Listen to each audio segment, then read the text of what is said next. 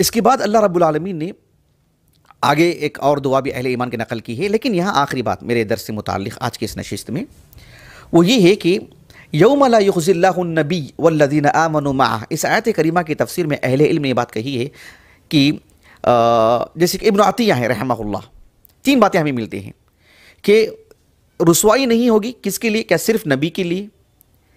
یا صرف نبی اور صحابہ کے بارے میں بات کہی گئی ہے، یا نبی اور صحابہ اور قیامت تک کے مسلمانوں کی بھی بات اس میں کہی گئی ہے؟ تین باتیں ہیں۔ ابن عطیہ رحمہ اللہ نے کہا کہ یوم لا یخزی اللہ النبی، اتنی ہی بات ہے کہ جس دن اللہ تعالیٰ نبی کو رسوا نہیں کرے گا۔ پھر والذین آمنوا معہ نورہم یسعی بین ایدیہم، یہاں سے ایک مستقل ایک جملہ شروع ہو رہا ہے جو پہلے والے جملے سے اس کا تعلق نہیں ہے، ایسے انہوں نے کہا۔ یہ ایک قول ہے، لیکن ایک دوسرا قول جو زیادہ شہرت پایا ہے وہ یہ ہے کہ اس سے مراد اصحاب رسول ہے صلی اللہ علیہ وسلم، لیکن اس کی وسعت میں تا قیامت مسلمان جو بھی ہیں سب آ جاتے ہیں۔ یوم لا یخزی اللہ النبی والذین آمنوا معہ۔ ابن عاشور رحمہ اللہ نے اس آیت کریمہ کی تفسیر میں کہا کہ وفی هذه الآیت دلیل علی ان المغفرہ لجمیع اصحاب النبی صلی اللہ علیہ وسلم،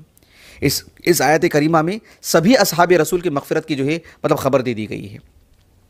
آپ علیہ السلام کے اصحاب کی مغفرت سے متعلق، جنت کے دخول سے متعلق، اللہ کی رضامندی سے متعلق قرآن مجید میں 20 آیات ہیں صراحت کے ساتھ، یعنی استدلال بھی کیا گیا ہے، واضح طور پر بھی آیاتیں ہیں۔ تو یہاں اس آیت کریمہ کا جو اسلوب ہے وہ بتا رہا ہے کہ اس میں صرف صحابہ ہی نہیں ہیں، قیامت تک کے مسلمان بھی ہیں، وَمَن تَبِعَهُمْ بِإِحْسَانٍ إِلَى يَوْمِ الدِّينِ، سب ہیں اس کے اندر،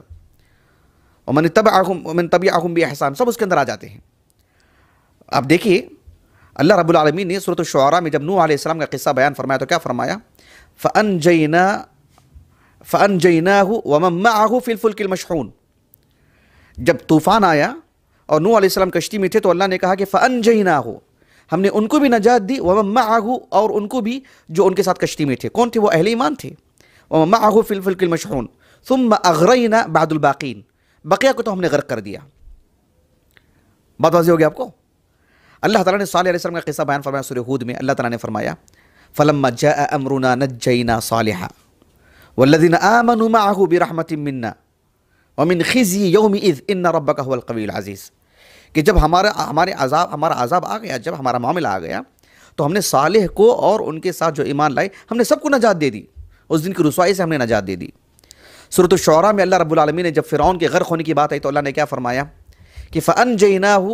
فَأَنْجَيْنَا مُوسَىٰ وَمَن مَّعَهُ أَجْمَعِينَ، ہم نے موسیٰ کو بھی اور جو ان کے ساتھ تھے ہم نے سب کو جو ہے نجات دے دی، سب کو بچا لیا ہم نے۔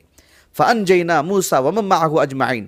ثُمَّ أَغْرَقْنَا الْآخَرِينَ، پھر ہم نے بقیہ کو تو جو ڈبو دیا پانی میں۔ تو مطلب یہ ہے کہ اس آیت کریمہ میں بھی یوم لا یخزی اللہ النبی والذین آمنوا معہ میں انشاءاللہ قیامت تک کے مسلمان بھی آ جائیں گے۔ ہاں من باب اولا صحابہ ہیں، صحابہ تو من باب اولا ہیں، پوری کی پوری جماعت ہے، اور وہ تو مطلب بغیر کسی ریب کے ہیں، وہ بقیہ سے متعلق کون ہیں ان کی تعین نہیں، وہ اللہ جانتا ہے۔ اللہ تعالیٰ میرا اور آپ کا شمار بھی اس میں سے فرمائے، لیکن صحابہ وہ تو بالکل ہے انشاءاللہ۔